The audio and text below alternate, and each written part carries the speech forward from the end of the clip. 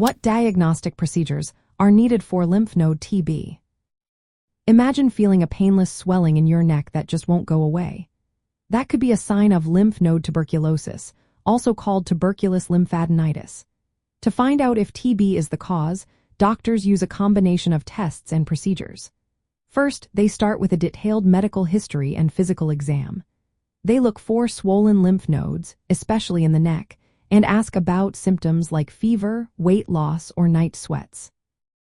They also check if you've been exposed to TB before or have traveled to areas where TB is common. Next, they might perform a tuberculin skin test, also known as the Mantoux test. This involves injecting a small amount of purified protein derivative under the skin and checking for a reaction after 48 to 72 hours. A positive result suggests TB infection but doesn't tell if it's active or latent.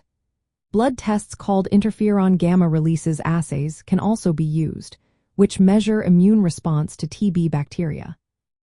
These tests are helpful but also can't distinguish between active disease and latent infection. Imaging studies are important too. A chest X-ray is often done to see if there is any lung involvement, since TB can affect the lungs and lymph nodes at the same time. An ultrasound of the affected lymph nodes can show their size, structure, and whether there are abscesses or areas of necrosis, which are common in TB. To get a more definitive diagnosis, doctors usually perform a fine needle aspiration, or FNA.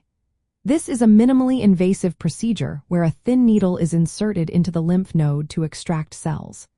The sample is then examined under a microscope for granulomas, which are clusters of immune cells typical of TB. The sample can also be tested with acid-fast bacilli staining to look for bacteria directly, or sent for molecular testing like polymerase chain reaction, which detects TB DNA quickly and accurately. Sometimes, a small surgical procedure called a lymph node biopsy is needed. This involves removing part or all of the lymph node to examine it under a microscope. Biopsy tissue often shows characteristic granulomas with caseous necrosis, which is a cheese-like dead tissue. The tissue can also be cultured to grow Mycobacterium tuberculosis, which confirms the diagnosis but takes several weeks. Molecular tests on the biopsy sample can also detect TB DNA rapidly. Blood tests are not specific for lymph node TB, but they can support the diagnosis.